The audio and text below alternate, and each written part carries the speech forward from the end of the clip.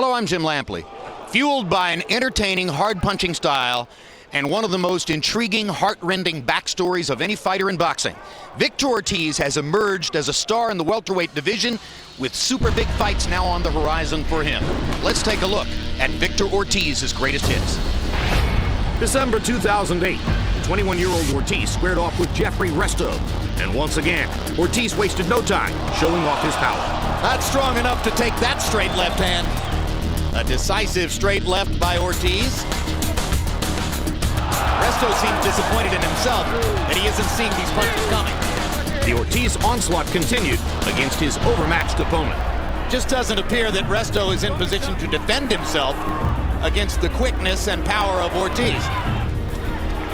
Here's the third knockdown of the fight. So it's a second round knockout for Victor Ortiz. June 2009, Ortiz matched up with the heavy-fisted Marcos Maidana at Staples Center. Once again, Ortiz fast out of the gate in the opening round. Ortiz got caught leaning, then he landed a right and a left combination. Counter right, and then Ortiz drops Maidana. But moments later, Maidana returned the favor, and the slugfest was on. Ortiz gets dropped from a big right hand. And his legs are very shaky. Can Maidana finish him? Ortiz short left. Good thing about both guys are punching. What a round one. Both men have been down. The pace in round two was just as furious. Ortiz trying to load up a power shot. Maidana counter right hand. Drops Maidana. Here comes Ortiz trying to finish it here in round two. Steps him with a left. Hooks to the body. Maidana trying to fight back. He goes down again. Having knocked Maidana down 3 times in the first 2 rounds, Ortiz was seemingly in control. But Maidana recovered and turned the tide in round 5. They exchange big shots and then hold on. Now they try to fight out of it. Ortiz is cut on the right eyebrow. The way these guys are playing, anybody can go down. Good shot by Maidana. Right up the middle. Big right hand by Maidana. Maidana cannot miss with the right hand. A Maidana left hand created the cut over the right eye of Ortiz. And suddenly Victor Ortiz found himself in a place he hadn't been to before. And Maidana comes right out to start round number 6. Maidana's figured out he can't miss with the right hand and he won't stop throwing it. Ortiz is in big trouble and he goes down. Stop it, Doc. That's too bad. They're going to stop it because of that cut. What a fight. December 2009, 6 months after the demoralizing loss to Maidana, Ortiz looked to get things back on track, taking on Antonio Diaz. After a slow start, Ortiz left his mark in round 3. Oh, nice combination by Diaz, and then Diaz on a counter goes down. There's the power of Ortiz.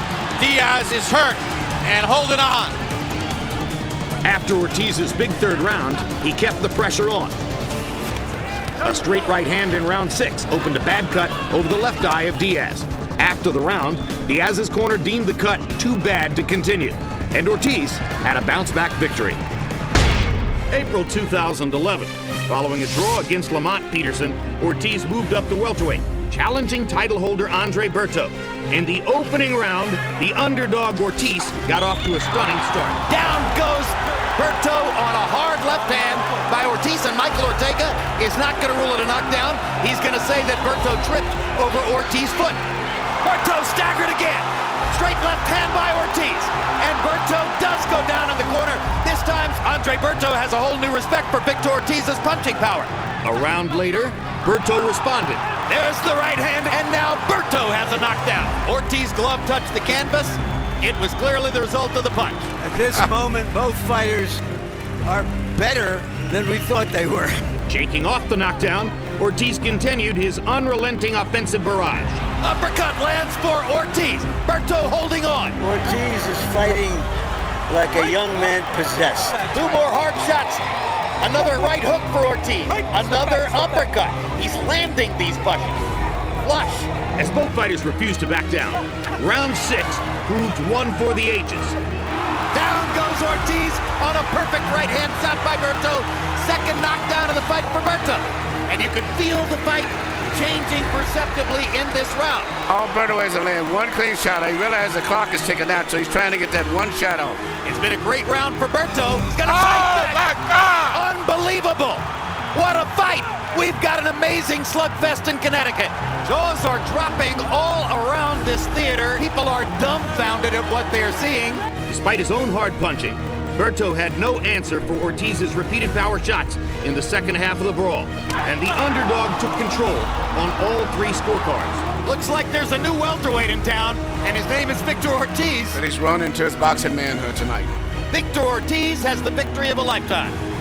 And Carl Frampton might be the best among all the champions.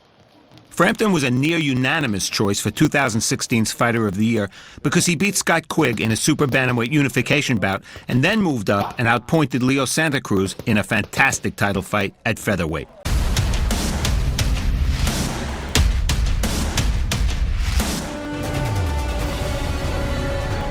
As a young and unbeaten prospect, Frampton's toughest test came in June 2011 when he faced a legitimate tough guy in the Welsh 122-pounder Robbie Turley. At the time, Frampton was 24 years old and 9-0 as a pro. Credit Turley for proving amazingly resilient. But what was vividly on display was a special boxing talent. Going 10 rounds for the first time, Frampton showed almost everything a fighter might need. An outstanding jab, a technically perfect straight right, exceptional hand speed, purposeful movement, and spot-on timing. Robbie Turley made Frampton fight hard, and afterward, it was hard to doubt the Northern Irishman's championship potential.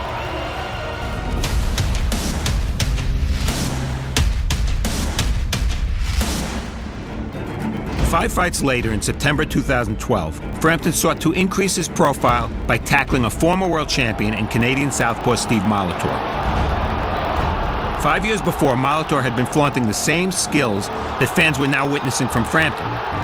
The point of the fight was simple. It was Frampton's chance to prove he was ready for a shot at a world title. He did just that.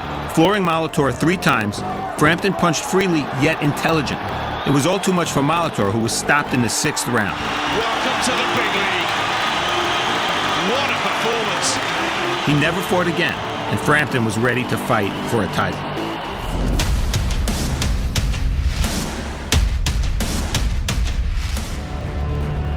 If Frampton-Molitor followed a time-tested storyline, that of a champ-to-be overwhelming a faded but still useful former world champ, his next step was quite different.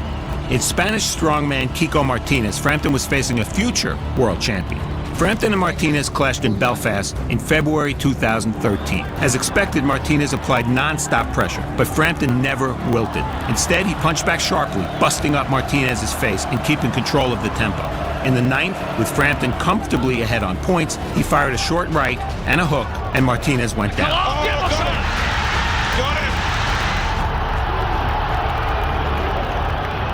him. He rose, but was in no shape to continue. It was the first time Martinez had ever been stopped. And he's gone. What a finish from Carl Frampton. He's answered all the questions.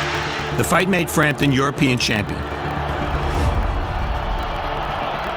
19 months later, he again defeated Martinez, this time on points, and this time for the IBF world title. Carl Frampton, 27 years old, was a world champion.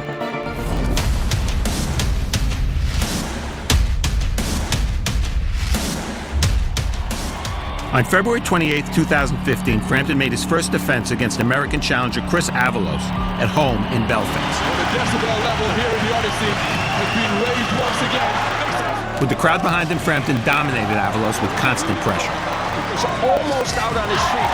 Big right by right cross, and he's packed up into the ropes. And in the 5th round, he proved to be too much for the American. The fight is being punched out of him. He looks ready to go. Showing Makizmo as he rolls Frampton in. Frampton obliges him and stops the challenger in round number 5. The only person happier than Frampton was his manager. Rolling back the years as he delivers a right cross in shadow boxing style. And now it is Carl Frampton who takes the applause of this Belfast crowd.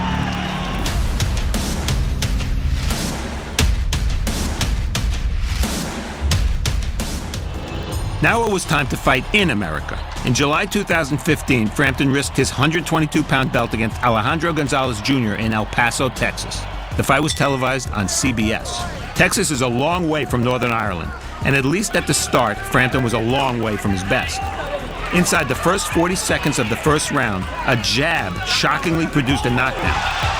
How about Gonzalez dropping Frampton? And just before the bell, a chopping right down Frampton again. After the shaky start, Frampton then showed his true caliber. He out-jabbed the taller Gonzalez, weakened him with hooks to the body, and masterfully won every round from the second through the 12th. Frampton, another right hand by Frampton. That Frampton overcame such adversity spoke volumes of his heart. That he ended up retaining his title by wide margins on all three cards spoke volumes of his skill. Frampton.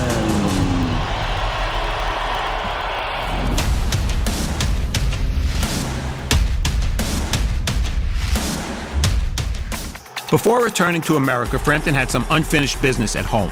The WBA Super Bantamweight champion was an undefeated Englishman named Scott Quigg, and not surprisingly, a hot rivalry had surfaced. In the 6th unification fight in division history, champions Frampton and Quigg collided in February 2016 in Manchester, England. It was an odd fight because Quigg did almost nothing for the first 6 rounds, and that limited Frampton as well. When is this fight going to catch fire? What we didn't learn until after the fight was that Quigg had suffered a broken jaw when hit by an uppercut in the 4th round. Quigg nonetheless rallied late, winning the 8th, 9th, and 11th, but he had given away too many rounds, and when the scores were added, Frampton was the winner by split decision. How one of the judges scored the fight for Quigg, I will never understand. That same night, across the pond in Los Angeles, Leo Santa Cruz dispatched Kiko Martinez in a firefight, and Santa Cruz and Frampton expressed interest in fighting each other at featherweight. Santa Cruz, I'm ready for him. Bring Frampton on. With Frampton now holding 2 belts, it seemed as good a moment as any for a change.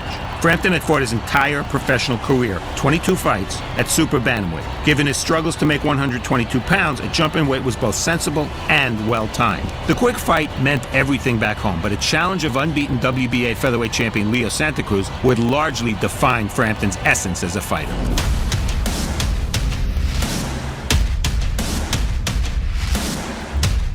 Frampton was 29, 22-0, and in his prime.